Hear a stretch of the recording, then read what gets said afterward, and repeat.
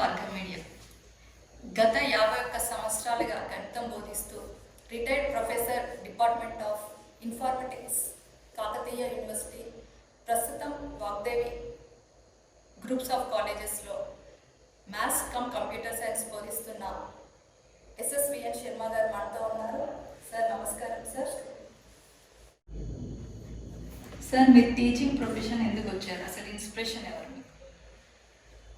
నేను 1966లో AVV high school వరంగల్లో చదువుతుండేవాడిని. అక్కడ కారు నుంచి కొండలరావు గారు, ఎద్దనపూడి రామశాస్త్రి గారు, హరి రాధాకృష్ణమూర్తి గారు ఇలాంటి ఉత్తండులైనటువంటి పండితులు కానీ మ్యాథమెటిక్స్, ఫిజిక్స్, కెమిస్ట్రీ టీచ్ చేసేటువంటి సైన్స్ టీచర్స్. వాళ్ళని చూసిన తర్వాత టీచింగ్ ఉపాధ్యాయ వృత్తిలో ఇంత చక్కగా మనం రాణించవచ్చా అనేటువంటి భావన కలిగింది.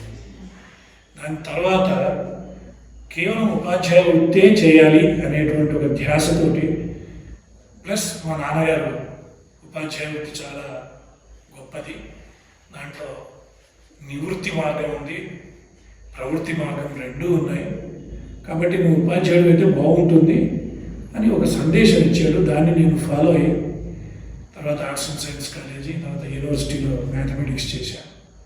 కాగానే పరీక్ష రాస్తూనే నాకు జాబ్ వచ్చేసింది.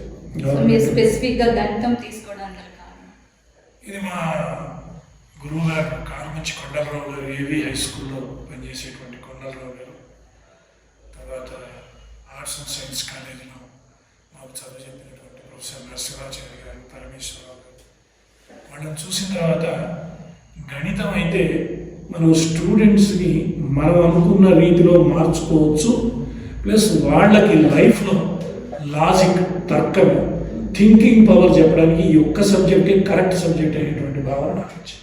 కానీ చాలా మంది కూడా మ్యాథ్స్ అంటే భయపడుతూ ఉంటారు. జనరల్గా పిల్లలు మ్యాథ్స్ తీసుకోవడానికి భయపడుతూ ఉంటారు. సో అలాంటి వాళ్ళకి మ్యాథ్స్ తీసుకోవడంతో భయపడటం కాదు, ఇది మ్యాథ్స్ చెప్పడానికి సరి అయినటువంటి ఉపాధ్యాయులు దొరకకపోవడం ఒక ప్రాబ్లం. ఉన్న వాళ్ళకు సరి అయిన రీతిలో ఈ ఉపాధ్యాయ వృత్తిలో దాన్ని నడిపేటువంటి కళాశాలలు అయితేమి, పాఠశాలలు అయితేమి వాళ్ళకు సరి అయినటువంటి మంచి ఎంకరేజ్మెంట్ ఇచ్చి వాళ్ళతో చదివించడం. రెండు, విద్యార్థులకు మ్యాథ్స్ మీద, గణితం మీద ఇంట్రెస్ట్ రావాలి అంటే వాళ్ళకు గణితం మాత్రమే చెప్తే లాభం లేదు. గణితం చెప్తూ దానికి మన రియల్ లైఫ్ సిచ్యువేషన్ తోటి కంపారిజన్ చేసి చెప్పేటువంటి ఒక రకమైనటువంటి ట్రిక్స్ కనుక ఉన్నట్టయితే ప్రతి విద్యార్థి గణితం మీద ఇంట్రెస్ట్ పెడతాడు. అందులో ఎటువంటి డౌట్ లేదు. అది నేను ప్రయోగించాను, నాకు చాలా సక్సెస్ అయింది. నాకు ఆ విషయంలో ఎటువంటి డౌట్ కూడా లేదు. అంటే ఇప్పుడు మన క్లాస్లో చూసుకుంటే average students, dull students, clevers ఇట్లా ఉంటారు కదా. సో మరి అలాంటి వాళ్ళు మీరు ఎట్లా మెయింటైన్ చేస్తారు? మనకి ఏ క్లాస్లో కూడా డల్, ఇంటెలిజెంట్, యావరేజ్ అని ఉంటారు అన్నమాట. సాధారణంగా మనం క్లాస్లో, మేము క్లాస్ చెప్తున్నప్పుడు మొత్తం 60 మందో 70 మంది ఉంటారు. 60 మంది 70 మందికి మేము ఒక తీరే చెప్తాం. కానీ ఏమవుతుందంటే ఆ చెప్పేటప్పుడు ఆ విద్యార్థి మన మీద కాన్సన్ట్రేషన్ చేస్తాడా లేదా అన్నది చూడాలి. ఫస్ట్ ఈ మనిషి యొక్క మెదడులో ఒక రకమైనటువంటి గదులు ఉంటాయి. గదులు అంటే దాన్ని బయాలజీ వాళ్ళు న్యూరాన్ సెల్స్ అంటారు. ఒక్కొక్క సెల్ ఒక్కొక్క కంప్యూటర్లో హార్డ్ డిస్క్ లాంటిది అనమాట. క్లాస్లో నేను మ్యాథ్స్ చెప్తున్నాను, వింటున్నాడు వాడు. అది వినే టైంలో వాడికి ఇల్లు జ్ఞాపకం వచ్చింది అనుకోండి, నేను చెప్పిన సబ్జెక్ట్ వెళ్ళి ఇంట్లో పడిపోతుంది. ఎలా అయితే ఇంట్లో ఒక స్టూడెంట్ ఇంటికి వచ్చేసి ఒక చెంచా వాడి చేతిలో ఉంది, ఆ చెంచాని బాత్రూంలో విసిరేసాడు. విసిరేసిన తర్వాత పుస్తకాలు తీసుకెళ్ళేసి డ్రాయింగ్ రూమ్లో పెట్టాల్సింది కిచెన్ రూమ్లో పెట్టాడు అనుకోండి. రెండవ రోజు పొద్దున అదే పుస్తకాన్ని వెతకడానికి వాడు చాలా టైం తీసుకుంటాడు. అంటే ఏమిటి అర్థం ఏంటంటే పిల్లవాడిని మన దిక్కు జాగ్రత్తగా కాన్సన్ట్రేషన్ మన దిక్కు తీసుకురావాలి. దీనికి మన ఒక్క కృషి రాలేదు, దీనికి తల్లిదండ్రుల కృషి కూడా ఉండాలి. ప్లస్ వాళ్ళ ఎంకరేజ్మెంట్ పిల్లలకు ఉన్నట్టయితే నిజంగా తల్లిదండ్రుల ఎంకరేజ్మెంట్ 75%, మా ఎంకరేజ్మెంట్ 25% అని నేను నమ్ముతాను.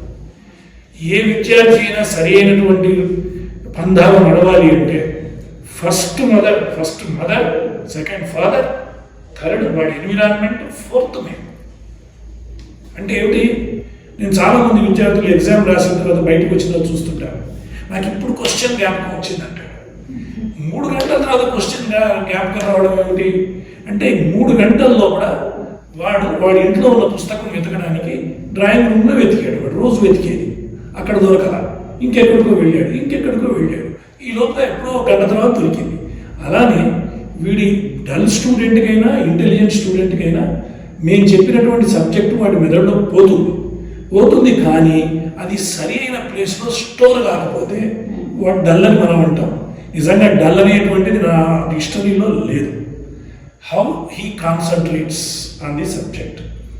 ఈ కాన్సన్ట్రేషన్కి మేము ట్రై చేయాలి, వాళ్ళు ట్రై చేయాలి, అందరం ట్రై చేయాలి. ఎందుకంటే గురువు వినాభాతి నచైవ శిష్య. మా గురువులకి మేము a flower, my fragrance is my student. నేను కనుక నా ఫ్లవర్ నేను పైకి రావాలి అంటే నా స్టూడెంట్స్ సరిగ్గా లేకపోతే నాకు పేరు రాదు. Without student I'm zero, without teacher student is a minus man. అది నా ఉద్దేశం. సార్ అంటే జనరల్గా మ్యాథ్స్ అంటే జనరల్గా భయపడుతూ ఉంటారు, అంటే ఎక్కువ మంది కూడా అమ్మో మ్యాథ్స్ అంటూ ఉంటారు. సో అలాంటి వారికి ఎలాంటి టిప్స్ ఇస్తే అంటే ఈ రకమైన ఇట్లా సబ్జెక్ట్ ఈజీ పరంగా ఉంది అని అట్లాంటి వాళ్ళకి టిప్స్ ఇస్తే ఎలా? అంటే దీంట్లో ఒక చిన్న కష్టం అంటామో సుఖం అంటామో నాకు తెలియదు, కానీ ఉపాధ్యాయుడికి ఒక రకమైనటువంటి కమిట్మెంట్ కనుక ఉంటే ప్రతి గణితంలో ఉన్న ప్రతి సమస్యను వాడు ఏదో చిన్న పిల్లవాడు ఆడుకునేటువంటి ఒక సమస్యగా వాడికి చూపెట్టి చేసేటువంటి పద్ధతులు ఉన్నాయి మ్యాథమెటిక్స్. లేవని కాదు. నేను వేదిక్ మ్యాథమెటిక్స్ చూశాను. వేదిక్ మ్యాథమెటిక్స్లో పద్యాలతోటి మనకి మ్యాథమెటిక్స్ చెప్పడం, చిన్న అడిషన్స్, సబ్ట్రాక్షన్స్, తర్వాత ఆశ్చర్యం వేస్తుంది. 20 డిజిట్లు 30 డిజిట్లు ఉన్నటువంటి నెంబర్తో మల్టిప్లై చేస్తే వాటికి థాట్ ప్రొవోకింగ్ ప్రాసెస్ వస్తుంది. థాట్ని మనం ప్రొవోక్ చేయాలి. మనం స్టూడెంట్కి టీచింగ్లో ఒక మొట్టమొదటి ట్రిక్ ఏమిటంటే వాడికి ఆలోచన పద్ధతిని మనము యాక్సెలరేట్ చేయాలి అంటే వాడికి కేవలం గణితాన్ని గణితంలాగా చెప్తే వాడు వినడు. దాన్ని మనం సాధారణమైన పరిస్థితుల్లో మనం రోజు ఎదురుగా చూసేటువంటి మన పరిస్థితులలో ఉండేటువంటి రియల్ లైఫ్ ప్రాబ్లమ్స్కి వాటిని తగిలించి స్లోగా ఆ విధమైనటువంటి తీసుకొస్తే మ్యాథ్స్ కష్టం. ఇప్పుడు జామెట్రీ ఉంది. జామెట్రీ అనేది లైఫ్ యొక్క డిసిప్లిన్, క్రమశిక్షణ ఎలా ఉండాలి. ఒక జామెట్రీలో థీరమ్స్ అవుతాయి, దానికి ఒక హైపోథసిస్, దానికి ఒక ప్రూఫ్, దానికి ఎలా మొదలు పెట్టాలి, ఎలా వెళ్ళాలి. ఇదంతా లైఫ్ ఈజ్ ఏ ప్రోగ్రామ్ అంటే ఏమిటి? ప్రోగ్రామ్కి ఒక స్టార్టింగ్ ఉంటుంది, ప్రోగ్రామ్కి ఒక ఎండింగ్ ఉంటుంది, మధ్యలో ఒక సరైనటువంటి స్టెప్స్ ఉంటాయి. మనం జామెట్రీలో ఈ విషయాన్ని మనం వాడికి జాగ్రత్తగా చెప్పాలి. స్కూల్కి వెళ్ళాలంటే ఒక హైపోథసిస్. ఏమిటి హైపోథసిస్? స్కూల్కి వెళ్ళినట్టయితే నీ జీవితం ఇలా ఉంటుంది, స్కూల్కి వెళ్ళకపోతే నీ జీవితం ఇలా ఉంటుంది. దీనికి స్టెప్స్ ఏమిటి? నువ్వు ఈ స్టెప్ తీసుకుంటే ఇలా పెడతావు. ఇలాంటి స్టెప్స్ని జామెట్రీలో చాలా జాగ్రత్తగా చెప్తారు. జామెట్రీలో మేము సర్కిల్ గురించి చెప్తాం, స్ట్రైట్ లైన్స్ గురించి చెప్తాం, అన్నీ చెప్తాం. కానీ ఇంట్రెన్సిక్గా స్టూడెంట్కి చెప్తున్నప్పుడు నీ లైఫ్ కూడా ఇదే రకమైనటువంటి కన్స్ట్రక్షన్, ఇదే రకమైనటువంటి డిసిప్లిన్ తోటి పోయినట్టయితే నీ లైఫ్ కూడా ఇక్కడ ఎలా అయితే పాజిటివ్ రిజల్ట్ వచ్చిందో అక్కడ కూడా పాజిటివ్ రిజల్ట్ వస్తుంది అని చెప్పవచ్చు. ఇంకో విషయం, మనం చాలా వరకు మ్యాథమెటిక్స్లో సొల్యూషన్స్ గమ్మత్తుగా ఉంటాయి. నేను ఏదో A = B అని ప్రూవ్ చేయమని అంటారు. అంటే ఏం చేస్తాం మేము? A ≠ B అనుకోమంటాం పిల్లవాడిని. దీన్ని థియరీ ఆఫ్ రెఫ్యూజల్ అంటారు. థియరీ ఆఫ్ రెఫ్యూజల్ అంటే అర్థం ఏమిటి? నాకు తెలియని దాన్ని ఎవరో చెప్తే నేను ఎందుకు నమ్మాలి, అది నిజం కాకపోతే ఏమిటి అనేటువంటి నెగటివ్ సెన్స్ అనవద్దు. దాన్ని రెఫ్యూజల్ సెన్స్లో వస్తే వాడే అది అప్లికేషన్ చేస్తే ఎక్కడో ఒక చోట వాడికి తప్పు రిజల్ట్ వస్తుంది. అప్పుడు వాడికి తెలుస్తుంది నేను ఈ తప్పు రిజల్ట్ రావడానికి కారణం నేను అనుకున్నటువంటి హైపోథసిస్ కరెక్ట్ కాదు. స్టూడెంట్కి మనం చెప్పే ఎగ్జాంపుల్స్లో ఈ ఎగ్జాంపుల్ ఈ మ్యాథమెటిక్స్లో ఈ ఈక్వేషన్ కాకపోతే ఇంకో ఈక్వేషన్ తీసుకుంటే నీకు ఇది నెగిటివ్ రిజల్ట్స్ వస్తాయి అని చెప్పేటువంటి ఓపిక మా టీచర్స్కి ఉంటాయి. టీచర్స్కి టీచర్ వృత్తి అన్నది నేను అనుకుంటాను సాధారణంగా నా ఉద్దేశంలో ప్రపంచంలో ఎవరైనా జీవితాంతం యవ్వనంలో ఉన్నారు అంటే మేమే. నిజంగా టీచింగ్లో సరిగ్గా చెప్పాలి అంటే we are young for ever till our death. మేము ఆ విధమైన ఆలోచనతో ఉండాలి. మా విద్యార్థుల్ని మేము చూడాలి, ఆ విధంగా మేము ఆలోచించుకోవాలి. ఆ రకమైనటువంటి కమిట్మెంట్ మా టీచర్స్లో ఉండాలి. మా టీచర్స్లో లేవని నేను అనుకున్నాను. ఈ కమిట్మెంట్ని ఉండొచ్చు కానీ దాన్ని సరైన మార్గంలో పెట్టేటువంటి పద్ధతి ఈ మధ్య మా మ్యాథమెటిక్స్ టీచర్స్ కూడా చాలా ట్రిక్స్ అడుగుతున్నారు, నేర్చుకుంటున్నారు, చెబుతున్నారు.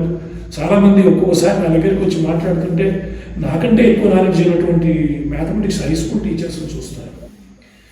ఇక్కడ మనము పిల్లవాడికి మ్యాథమెటిక్స్ని కేవలం మ్యాథమెటిక్స్గా చెప్తే మాత్రం వాడు యాక్సెప్ట్ చేయడు, చేసే పరిస్థితి లేదు.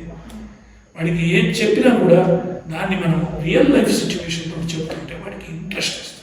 ఆ పద్ధతిని మనం ఎంచుకోవాల్సిన రోజు వచ్చింది. ఎందుకంటే ఏం చెప్పినా కూడా ఇవాళ ఉన్న మోడర్న్ స్టూడెంట్, ప్రగతిశీలంగా ఉన్నటువంటి విద్యార్థి ఎవడైనా సరే వాడు క్వశ్చనింగ్ ప్రశ్నించే హక్కు వాడికి తెలిసిపోయింది. నేను ఇది చెప్తే నువ్వు ఎందుకు నమ్మాలి అనే పరిస్థితి వచ్చింది. ఆ వాడికి ఉన్నటువంటి ఆ పాజిటివ్ నేచర్ని మనం పాజిటివ్గా తీసుకుంటే అది సొల్యూషన్ బాగుంటుంది. న్యాచురల్గా మనకు ఆన్సర్స్ వస్తాయి, రాకపోయే ప్రశ్నే. సో అంటే మీరు దాదాపు ఒక 51 సంవత్సరాల నుంచి ఈ ఫీల్డ్లో ఉన్నారు. అంటే అప్పుడున్న జనరేషన్కి ఇప్పుడున్న జనరేషన్కి డిఫరెన్స్ ఏంటి? చాలా మంది అంటుంటారు జనరేషన్లో మార్పు వచ్చిందని. జనరేషన్లో మార్పు రాలేదు. నా ఉద్దేశంలో మనం చూసే విధానంలో మార్పు వచ్చింది. అప్పుడు తెల్ల కళ్ళద్దాలతో చూసినా ఇప్పుడు నల్ల కళ్ళద్దాలతో చూస్తున్నామని అనిపిస్తుంది. విద్యార్థి ఎప్పుడు విద్యార్థి. అయితే కొన్ని మార్పులు జరిగినాయి. ఎందుకంటే change is society, society is always changing. ఇదివరకు విద్యార్థికి ఏమిటంటే ఊళ్ళో ఒక సినిమా హాలు, ఆ సినిమాకు పెడితేనే చాలా గొప్ప అనిపించేది. వాడికి ఎన్నో రకాలైనటువంటి సాధనాలు ఉన్నాయి, ఎన్నో రకాలైనటువంటి మొబైల్ వచ్చేసింది, గూగులింగ్ వచ్చింది, ఎన్నో రకాలైనటువంటి ఛానల్స్ వచ్చేసినాయి. ఇప్పుడు వాడికి ఏమిటంటే అట్రాక్షన్ కాస్త డిస్టర్బ్ అయ్యే పరిస్థితి వచ్చింది.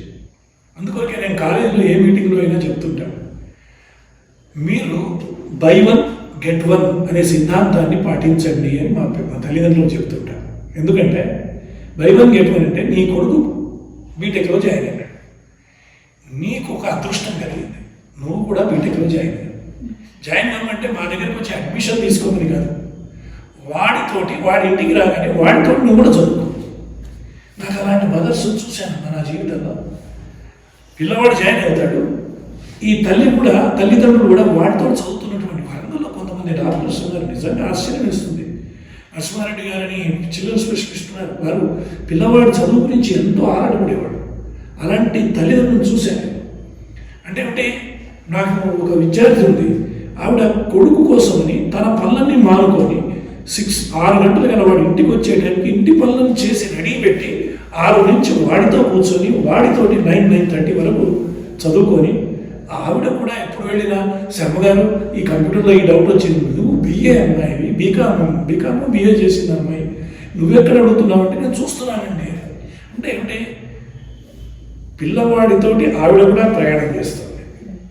ఎందుకంటే పుత్రాది చేత్ పరాజయత్, శిష్యాది చేత్ పరాజయత్. మన కొడుకున్నాడంటే వాడు మనకంటే గొప్పవాడైతే మనకు అదృష్టం. ఇప్పుడు ఆ తల్లిదండ్రులు తన కొడుకు గొప్పవాడు కావాలన్న ఆలోచనతోటి వాడు ఏం చేయాలి, అతని పిల్లవాడితో ఇన్వాల్వ్ కావాలి. ఎన్ని చోట్ల చూస్తున్నాను నేను, మా దగ్గర అప్పుడప్పుడు వాకింగ్ చేస్తుంటాను, సాయంత్రం 6ంటికి పోతే పిల్లవాడు ఇంట్లో కూర్చుంటారు, తల్లిదండ్రులు అక్కడ ఉన్నటువంటి టీవీలో ఏదో షోలు చూస్తుంటారు. పిల్లవాడిని చదవమంటే వాడు ఎక్కడ చదువుతాడు? Not possible. ఎందుకంటే ఈ వయస్సులో ఉన్న నేనే అట్రాక్ట్ అవుతున్నాను ఇప్పుడు ఉన్నటువంటి మోడర్న్ పరిస్థితులకి. పిల్లలు అట్రాక్ట్ అవుతారు న్యాచురల్గా. కాబట్టి తల్లిదండ్రుల బాధ్యత ఈ యుగంలో మా అప్పటికంటే, మా అప్పుడు ఏమిటంటే మాకు వేరే సాధనాలు లేవు. నిజంగా నేను ఇప్పుడు పుట్టుంటే ఎలా ఉండేదో నవ్వలేదు. ఇప్పుడు పుట్టుంటే ఇన్ని అట్రాక్షన్స్లో నేను నిజంగా చదవగలిగేవాడినా అనేది నాకు డౌట్ఫుల్. కానీ ఇటువంటి సందర్భాల్లో కూడా మా అప్పటికంటే బాగా చదివేటువంటి విద్యార్థులు నేను చూస్తున్నా. I'm positive in my optimistic also. నాకు ఆ రకమైన దాంట్లో ఏం బాధ ఏం లేదు. మీరు బోధించిన వాటిలో పిల్లలు కూడా ఇప్పటికప్పుడు ఒక స్టేజ్లో ఉంటుంటారు.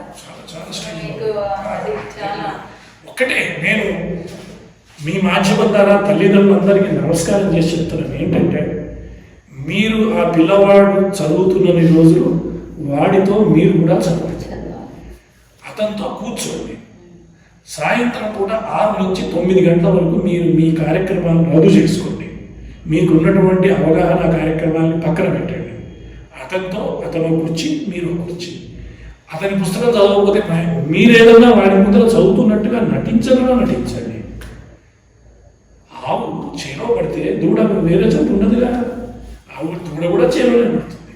కాబట్టి you are a cow and your calf is following you. మీరు ఎక్కడికి వెళితే మీ కాఫ్ కూడా అక్కడికే ఫాలో అవుతుంది. ఇది ప్రతి తల్లిదండ్రులు ఆలోచించుకోవాలి. కాస్త కొంత ఓ రకంగా చెప్పాలంటే ఇప్పుడున్న రోజులు తల్లిదండ్రులకే కష్టకాలం, పిల్లలకి ఏం కష్టకాలం కాదు. నిజంగా స్టూడెంట్ కనుక ఇంటెలిజెంట్ అయితే నేను చూశాను చాలామంది విద్యార్థుల్ని 9th క్లాస్ 10th క్లాస్ పిల్లవాడు గూగుల్లో ఆన్సర్ తీసుకొని నాకు ఆన్సర్ చెప్తాను. అంటే he's using positively the modern gadgets. ఆ సందర్భం రావాలి. అలా చూడాలని చెప్పినటువంటి ఆ తల్లిదండ్రులకు నమస్కారం. అంతకంటే ఏం చెప్తాను. సో ఇప్పుడు మనం చూసుకుంటే అయితే చాలా మటుకి బైజూస్ అనే యాప్ ద్వారా చాలా మంది కూడా టాపర్ చాలా వచ్చినాయి. సో చాలా మంది కూడా దానికి ఇంపాక్ట్ అవుతా ఉన్నారు.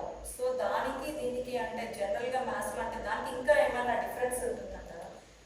డిఫరెన్స్ ఏం ఉండదమ్మా. ఒకటి ఏంటంటే మ్యాథమెటిక్స్లో గణితంలో ఏంటంటే ప్రాక్టీస్ చేయడం అనేది ఇంపార్టెంట్.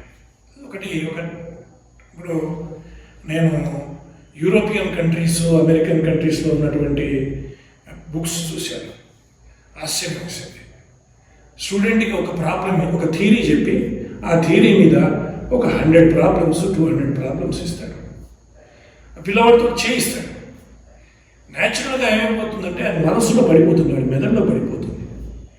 ఈ ఆన్లైన్ పోర్టల్స్లో ఏమిటంటే ప్రాక్టీస్ చేయిస్తాయి వాడితో. ఇదో రకమైనటువంటి ఎడ్యుకేషన్. కానీ ఎంత గొప్ప ఆన్లైన్ పోర్టల్స్ అయినా క్లాస్ రూమ్ టీచింగ్ తోటి అయితే సమానం అని నేనైతే అనుకోను. ఇప్పుడు చాలా ఏంటి దీంట్లో కొన్ని లాభాలు ఉన్నాయి. చదువుకునే పిల్లవాడికి చాలా లాభం. చదువుకోని పిల్లలకి ఏంటంటే దాంట్లో చూసి సొల్యూషన్ చేసినాం. నేను చూసాను మా ఇంట్లోనే అప్పుడప్పుడు మా ఇంటికి వచ్చే పిల్లల్ని నేను అడిగితే 1 నిమిషం సార్ అని ఆన్లైన్ పోర్టల్ ఓపెన్ చేసి దాంట్లో ఉన్న ఆన్సర్ చెప్తున్నాను. అంటే ప్రాక్టీస్ అంటే మన చేతిలో అగ్ని ఉంది. ఫర్ ఎగ్జాంపుల్ ఫైర్ ఉంది. ఫైర్ని మీరు ఇంట్లో వాడుకుంటే అన్నాన్ని వండడానికి వాడవచ్చు. అదే ఫైర్ని ఇల్లు తగలబెట్టడానికి వాడవచ్చు. అదే ఫైర్ని ఇంకెవరైనా కొంపలు తగలబెట్టడానికి చేసుకోవచ్చు. కానీ మనం చూసేటువంటి పర్స్పెక్టివ్లో ఉంటుంది. ఇవన్నీ ఎవరికి అంటే ఒక రకంగా చెప్పాలి అంటే కొంతమంది వాళ్ళకి ట్యూషన్స్ పెట్టడం బదులు ఇది చేస్తే బాగుంటుంది అనేటువంటి ధోరణి ఒకటి. కానీ నేను దీంట్లో కూడా పాజిటివ్నెస్ చూస్తున్నాను. పాజిటివ్నెస్ ఎందుకు చూస్తున్నానంటే కొంత ఏదైనా ప్రాక్టీస్ చేస్తారు పిల్లలు. కానీ ఏదైనా కూడా class room teaching plus parent interest ఈ రెండింటి ముందర ప్రపంచంలో ఏ ఆన్లైన్ పోర్టల్ పనికిరాదు. అది నేను ఎప్పటికీ ఒప్పుకోను. ఎందుకంటే నా దగ్గర చాలా ఎగ్జాంపుల్స్ ఉన్నాయి. ఒక పేరెంట్ నాకు 20-30 ఏళ్ల క్రితం పరిచయం. 10th క్లాస్ చదివి మామూలు ఫార్మర్గా ఉన్నవాడు తన పిల్లల కోసమని తాను ఎన్నో నేర్చుకుంది. ఆ పిల్లవాడు ఇవాళ యుఎస్ఏలో ఉంటాడు. ఆ అబ్బాయి అంటుంటాడు నాకు చదువు చెప్పింది మా నాన్నగారు అంటాడు. నేనన్నా నీకు చదువు చెప్పడం మీ నాన్నగారు ఏంటి అంటే సార్ నాకంటే ముందు చదువుకునేవాడు సార్ అని. ఆ పిల్లవాడికి మా నాన్న కంటే నేను బాగా చదవాలని పోటీతత్వంతో జరిగిన కేసులు ఉన్నాయి. ఎప్పటికైనా కూడా the role model for any student is father and mother అండి. తర్వాతనే ఎవరైనా the first point of attraction, the first point of knowledge, the first point of link is father and mother. నేనైతే ఇవాళ మీ మాధ్యమం ద్వారా తల్లిదండ్రులకే ఈ సందేశాన్నిగా తీసుకుంటున్నాను. ఎందుకంటే వాళ్ళు ఇవాళ ఉన్న పరిస్థితిలో, ఈ మోడర్న్ పరిస్థితుల్లో మేమంతా బిజీ అని అనే బదులు కొంత వాళ్ళ పిల్లలతో పెడితే మీరు 1% వాళ్ళతో ఉండండి, 99% మీ ఎంబడి పాటిస్తారు. ఈ తక్కిన మాధ్యమాలు, ట్యూషన్స్ పెట్టడం ఇవన్నీ యాడింగ్ టు ది ఎగ్జిస్టింగ్. మీరు భోజనం పెడుతున్నారు, సంతోషం, కడుపు నిండా భోజనం పెట్టారు, దాని కూడా స్వీట్ వేసినట్టు, 2 ఇంకేదైనా తినడానికి ఎక్స్ట్రా వేసినట్టే ఇంకాస్త సుఖం ఉండొచ్చు. కానీ original food is food. Teacher, father, mother and friends. అన్నిటికంటే గ్రేట్ ఏంటంటే తల్లిదండ్రులు ఈ చదువు విషయంలో పిల్లవాడు ఎవరితోటి స్నేహితం చేస్తున్నాడు, who is his friend check చేసుకోవాలి ఎప్పటికప్పుడు. ఎందుకంటే మనం దుర్యోధనుడు, కర్ణుడు చూస్తే దుర్యోధనుడు ఒరిజినల్గా అతని యొక్క బుద్ధి మంచిది కాదు. ఆ ఒరిజినల్గా మంచి బుద్ధి కాని వాడిని ఇంకా పెడతలో పెట్టించాడు కర్ణుడు. బెస్ట్ ఫ్రెండ్ అంటే ఆయన దగ్గర మంచి గుణాలు ఉన్నాయి. కర్ణుడి దగ్గర మన భారతంలో చదువుతాం, మంచి గుణాలు ఉన్నాయి.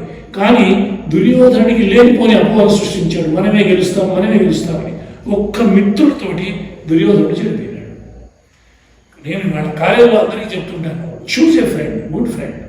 తల్లిదండ్రులు మంచి ఫ్రెండ్ని చేసేది. అన్నీ తన నా హార్పింగ్ అంతా ఈ మోడర్న్ డేస్కి ఫాదర్, మదర్ అండ్ టీచర్, ఈ మూడింటి మీద.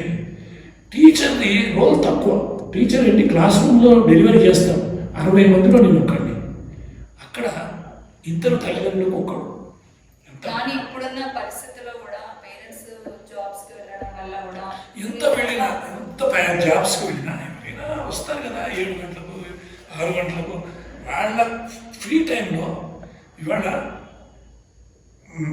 నేను ఇక్కడ నా పర్సనల్ విషయం చెప్పొద్దు, కానీ నేను మా అబ్బాయి ఇక్కడ లేడు, ఫారెన్లో ఉన్నాడు. కానీ నాకు సమయం వచ్చినప్పుడల్లా కళ్ళు మూసుకుంటే మా అబ్బాయితో కూర్చొని చదువుకున్నటువంటి ఆ ఫీలింగ్స్ నన్ను ఇప్పటికీ నాలో కూడా మంచి చక్కటి బతకాలనే ఆశను, ప్లస్ నేను మంచి పని చేశాననేటువంటి ఉద్దేశాన్ని నాకు కలిగిస్తాయి. ఎందుకంటే my son is my best friend, I'm his best friend. ఈరోజు మేము మాట్లాడుకుంటున్నాం విధంగా. అంటే నేను నాకు ఎంతో బిజీ, నేను అప్పుడు కంట్రోల్ ఆఫ్ ఎగ్జామ్స్లో ఉండేవాడిని, ఎన్నో పనులు చేస్తుండేవాడిని. అయినా నేను I use to come to him. వాడు కూడా నా కోసం వెయిట్ చేస్తుండేవాడు, నాకు కొడుకు కూడా. మా నాన్న చెప్తే నేను వినాలి అని. అంటే నేనేం చెప్పిన పర్సనల్ ఎక్స్పీరియన్స్ చెప్తున్నాను. ఈ ఎక్స్పీరియన్స్ నచ్చని వాడు కూడా ఉండవచ్చు, వాళ్ళకి నా మాట నచ్చకపోతే నేనేం వాళ్ళని ఫోర్స్ చేయను. బట్ ఎంత మీరు కష్ట సమయాల్లో ఉండనివ్వండి. మీరు ప్రపంచంలో, ఈ ప్రపంచం జనాభాకి 2 పిల్లల్ని ఇచ్చారు. సిటిజన్స్గా వాళ్ళని రూపుదిద్దవలసినటువంటి బాధ్యత మన మీద ఉంది అని అనుకుంటే చాలు. అలా చెప్పి టీచర్స్ ఒక్కరే కాదు, ఒక్క తల్లిదండ్రులను నేను బ్లేమ్ చేస్తలేను. తల్లిదండ్రులు కూడా కొంత 1% ఇవ్వండి. వాళ్ళ యొక్క పద్ధతిని వెతకండి, ఎలా వాళ్ళు పెడుతున్నారు, ఏమేం చేస్తున్నారు, ఏమిటి అని ఒక్కసారి చూడండి. చూస్తే నిజంగా మ్యాథ్స్ అన్నది, గణితం అన్నది అది ఒక సబ్జెక్ట్ కాదు, అదొక జీవన వేదం. లైఫ్ ఎలా ఉండాలో చెప్పేటువంటి ఒక టెక్నికల్ సబ్జెక్ట్. దాంట్లో ఒక్కసారి ఆ వరుసలో పడితే, రామానుజం అయ్యంగారి వాళ్ళ మహానుభావుడి యొక్క జన్మదినం, ఆయన గురించి శ్రీనివాస రామానుజం గురించి మీ మాటల్లో చెప్పాలి అంటే, నేను చిన్న పురాణంలోకి పెడతాను. భారతంలో అభిమన్యుడు ఉన్నాడు. అభిమన్యుడు ఉన్నది చాలా తక్కువ సమయం, కానీ ఆయన చేసిన పనులు చాలా ఘనం. కృష్ణ పరమాత్మని అడిగారు, ఏమిటి అభిమన్యుడిని నీకు తెలుసు కదా, అతన్ని చంపుతుంటే నువ్వు ఆపొచ్చు కదా అని. కృష్ణ పరమాత్మ చెప్తాడు, ఇతను వచ్చేటప్పుడే పైనుంచి పైలోకం నుంచి మన పరలోకం నుంచి ఇక్కడికి వస్తున్నప్పుడే ఆయన అన్నట్ట, వాళ్ళ తండ్రి అన్నట్ట కదా, నేను ఎక్కువ రోజులు ఇవ్వని ఇతన్ని, తక్కువ రోజులే భూమి మీదకి ఇస్తాను, ఈ తక్కువ రోజుల్లో ఎక్కువ పని చేసేవాడు కావాలి అని. రామానుజం అయ్యంగారు కూడా అలానే భగవంతుడు చాలా తక్కువ టైంలో మనకిచ్చి ఎక్కువ పని చేయించినటువంటి మహానుభావుడు. ఆయన కంటి ఎదురుగా నంబర్స్ డ్యాన్స్ చేస్తుండేవని మహాలోబినిస్ అని మన ఇండియన్ సైంటిస్ట్ మ్యాథమెటిషియన్ స్టాటిస్టిషియన్ చెప్పాడు. థామస్ హార్డీ చెప్పాడు, మహానుభావుడు. ఆయన ఒక ఈక్వేషన్ వేసి ఆన్సర్ వేశాడు. దాని మధ్యలో ఉన్నటువంటి స్టెప్స్ ఏమిటి అని ఇవాళ ఊహించాలంటే ఎవరి వల్ల అవుతుంది. ఇంత పెద్ద కంప్యూటర్స్ ఉన్న రోజుల్లో కూడా సొల్యూషన్స్ వాటికి స్టెప్స్ ఎలా వేసారో చెప్పేటువంటి పరిస్థితి లేదు. ఆయన సొల్యూషన్స్ కంజెక్చర్స్ అంటారు, వాటిని ఊహించి వేశాడా, లేకపోతే ఆయనకి ఏమైనా థాట్స్ పైనుంచి పరలోక నుంచి స్వర్గం నుంచో లేకపోతే భగవాను నుంచి ఆ ఆలోచనలు వచ్చాయా, ఆ ఈక్వేషన్కి ఆ ఆన్సర్ ఎలా వేశాడు. మామూలు కుటుంబంలో వచ్చాడు, మామూలు సాధారణ జీవితం. పోనీ ఆయన ఇన్ఫ్లుయెన్స్ చేసిన వాళ్ళు ఎవరు లేరు. ఆయన ఒక మ్యాథమెటిక్స్ టీచర్ గొప్పవాడు లేడు. క్లాస్లో కూర్చొని ఆలోచించి లైబ్రరీకి వెళ్ళి, అంటే మామూలు కుటుంబంలో ఉన్నవాడు కూడా తను అనుకుంటే ఆ స్టేజ్కి వెళ్ళగలడు అన్నదానికి మనకి ఎన్నో ఎగ్జాంపుల్స్. ఒక్క ఎగ్జాంపుల్ ఏంటి, అబ్దుల్ కలాం గారు ఫిజిక్స్లో ప్రొఫెసర్ గారు, కానీ ఆయన పెద్ద పెద్ద డిఆర్డిఓ కార్యక్రమాలు మన భారతదేశానికి చాలా చక్కటి దిశానిర్దేశం చేసినారు. అంటే ఆయన బ్యాక్గ్రౌండ్ కూడా చూస్తే మనకు అంటే ఏమిటి, ఆయన ఎప్పుడు చెప్పినా నా టీచరు నా తల్లిదండ్రులు వాళ్ళే అన్నాడు ఆయన కలాం గారు. అంటే మనం కూడా మన తల్లిదండ్రులు మన టీచర్స్ కూడా ఒక స్టూడెంట్ మన గురించి చెప్పుకున్నప్పుడు నిజంగా ఒక అద్భుతమైనటువంటి సంస్థల్లో ఒక ఇది ఉంది ఏంటంటే గురువు వినా భాతి నచైవ శిష్య. గురువు ఉంటేనే శిష్యుడు, శిష్యుడు ఉంటేనే గురువు. ఎలా, దానికి ఎగ్జాంపుల్ ఎలా అంటే కమలేన తోయం. బురదగుండలో ఒక కమలం పుష్పం వచ్చింది, అయినా మనం బురదగుండకు రెస్పెక్ట్ ఇస్తాం. ఎందుకు? కమలం చేయబట్టి దానికి వస్తుంది. దుగ్ధేన ధేనువు, ఆవుకి వాల్యూ దేనికి? అది ఇచ్చే పాలు, మదర్ పాలు కంటే ఎక్కువ పేరు. దుగ్ధేన తోయం కమలే, దుగ్ధేన ధేనువు కమలేన తోయం. ఎంత గొప్ప! కుసుమేన వల్లి, పుష్పానికి అంత వాల్యూ ఎందుకండి? పుష్పానికి వాల్యూ ఎందుకంటే దాంట్లో ఉన్న మృదుత్వం, దాంట్లో ఉన్న వాసన. ఈ విద్యార్థులంతా కుసుమాలు, ఈ విద్యార్థులంతా పాలు. మనందరం ఆవు. మన వాల్యూ రావాలంటే వీళ్ళు బాగుపడాలి. దానికి పిల్లలకి ఇంట్రెస్ట్ కలగజేయాలి, వాళ్ళకి ఆ ఇంట్యూషన్. దాంట్లో ఇంత చేస్తారంటే చెప్పలేమండి. దానికి ఆలోచన ఎలా వస్తుంది, తల్లిదండ్రులకు ఎలా దాన్ని ఆలోచన ఎలా పట్టుకొస్తారు, ఇది చెప్పాలి అంటే అది దానికి థియరీ లేదు, ఒక ప్రాక్టికల్స్ లేదు, ఏం లేదు. ప్రయత్నం చేయడమే, పిల్లలతో మనందరం ప్రయత్నం చేయడమే, విద్యార్థులను ప్రయత్నం చేయడమే, ఉపాధ్యాయులు కూడా ప్రయత్నం చేయడమే. ఈ రోజుల్లో నేను చూస్తున్నాను, చాలా స్కూల్స్లో చూస్తున్నాను, గణితం చెప్పే టీచర్స్ ఎక్సలెంట్గా ఉన్నారు. అప్పటికంటే కూడా చాలా బాగా ఉన్నారు. టీచర్స్ చాలా బాగా చెప్తున్నారు. కానీ వాళ్ళకి సొసైటీ, సంఘం నుంచి కూడా కొంత దేశకాల పరిస్థితులు మారిపోయినాయి. ఏ స్కూల్ నుంచి వచ్చిన పిల్లవాడైనా వాడికి ఒక 10 ప్రాబ్లమ్స్ ఇచ్చి అవే చేయించేసి పంపుతున్నారు. దాని వెనుక ఉన్నటువంటి రూట్ కాజ్ చెప్పేటువంటి పరిస్థితి పోయింది. దీనికి కారణం కార్పొరేట్ కల్చర్ రావడం. ఇదివరకులాగా ఇది లేదు, తాత్మకి లేదు. కూర్చోబెట్టి పొద్దున 6 గంటలు కూర్చోబెట్టి 9 గంటల వరకు బట్టి 9 గంటల క్లాసు, 4 గంటల ఒక పాలు ఏదో ఇచ్చి మళ్ళీ రాత్రి వరకు. ఇది కాదు పద్ధతి. ఈ పద్ధతిలో కొంత మార్పు రావాలి. ఇప్పటికీ నా ఉద్దేశంలో అయితే నేను నా ఎక్స్పీరియన్స్ కేవలం నా ఎక్స్పీరియన్స్, గురుకులాల నుంచి సోషల్ వెల్ఫేర్ స్కూల్ నుంచి వచ్చే పిల్లలు అద్భుతంగా ఉన్నారండి. This is my experience. గవర్నమెంట్లోంచి వచ్చిన పిల్లలు వాళ్ళ ఆలోచనలు, వాళ్ళ ఇది నాకు ఎంతో అద్భుతంగా ఉన్నాయి. అలా అని చెప్పి నేను ఈ కార్పొరేట్ స్కూల్స్ నేనేం కామెంట్ చేస్తున్నాను. ఉన్నారు, ఇప్పటికీ టీచర్స్ ఉన్నారు, మహానుభావులు ఉన్నారు. వాళ్ళకి సొసైటీ ఎంకరేజ్ చేయాలి. ఒక గ్రామంలో ఒక స్కూల్ ఉంది అంటే ఆ ఊళ్ళో ఉన్న వాళ్ళందరూ ఆ ఉపాధ్యాయుల్ని ఎంకరేజ్ చేయాలి. అయ్యా మీరు ఇలా చెప్పండి, ఇలా చెప్పండి. అందరి పాత్ర ఉంటే ఉపాధ్యాయులు కూడా ఎంకరేజ్ అయిపోతారు. ఎవరికి ఈ ప్రపంచంలో అన్నిటికంటే చాలా భయంకరమైనటువంటిది ఏమిటంటే కీర్తి. నాకు పేరు రావాలి. ఈ పేరు రావాలి అంటే అందరూ వాళ్ళ దగ్గరికి రావాలి, చేయాలి. సార్, మరి మీరు ఫస్ట్ మ్యాథ్స్ బోధించారు. సో మరి ఇప్పుడు కంప్యూటర్ సైన్స్కి రావడం గల కారణం ఏంటి సార్? నేను రీసెర్చ్ చేసే టైంలో మా గురువు గారు, నన్ను బాగా ఇంప్రెస్ చేసిన గురువు గారు, ఎంఎస్సి తర్వాత ప్రొఫెసర్ ఎంసీహెచ్ పట్టాభిరామాచార్యులు, ఆయన దగ్గర నేను పిహెచ్డి చేశాను. డాక్టర్ రాధాకృష్ణ గారు, వాళ్ళ పేర్లు చెప్తేనే ఉండి పులకరిస్తుంది. మహానుభావులు డాక్టర్ కేశవరావు గారు, పరమేశ్వరరావు గారు, వీళ్ళు ఎలా ఉండేవాళ్ళు అంటే వాళ్ళని చూస్తే వీళ్ళ కోసమన్నా మనం సబ్జెక్ట్ చదవాలి, వీళ్ళలాగా మనం కావాలనేటువంటి మహానుభావులు ఆ లెవెల్లో ఉండేవాళ్ళు. వాళ్ళు ఆర్ఈసీలో అయ్యంగార్ గారు ఉండేవారు, టీకే అయ్యంగార్ గారు.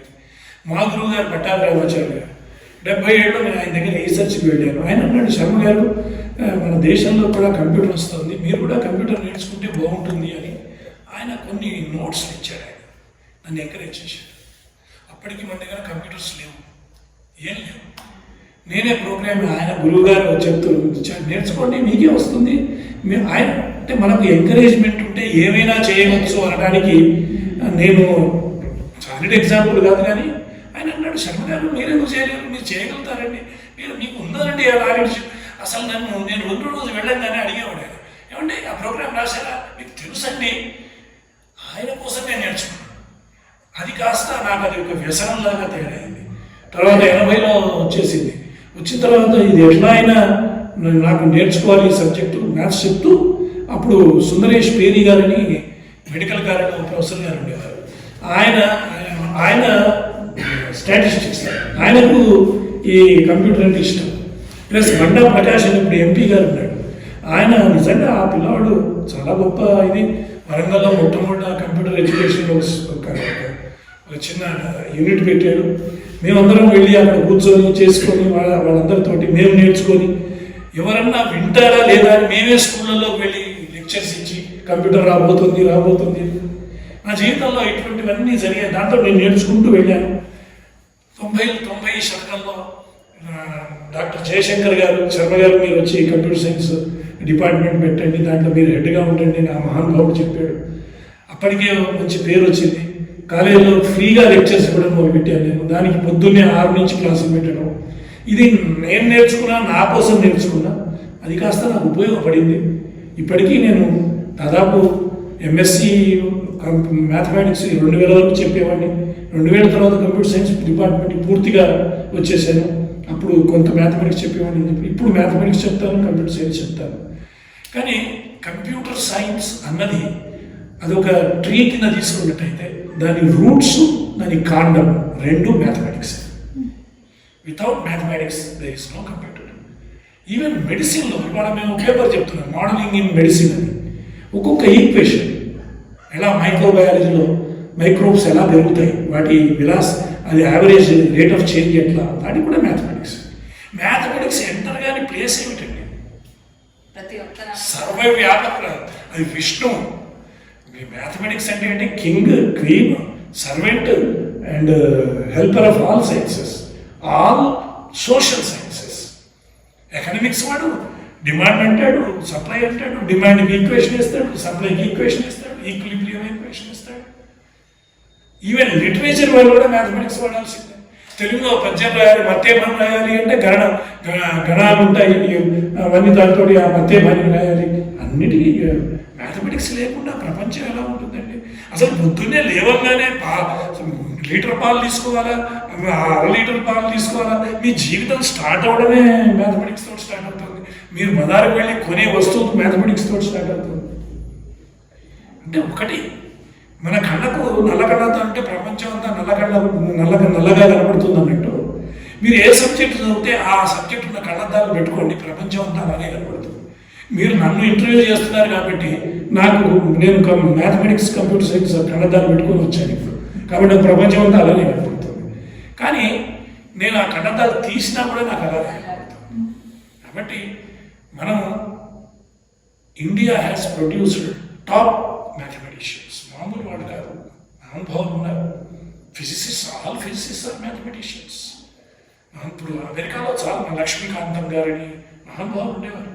వరంగల్లో మా గురువు గారు వేదనపట్ల విశ్వనాథం గారు ఉండేవాడు, మహానుభావుడు. ఆయన ప్రపంచంలో ఉన్న టాప్ డిఫరెన్షియల్ ఈక్వేషన్స్ రాసినవాడు.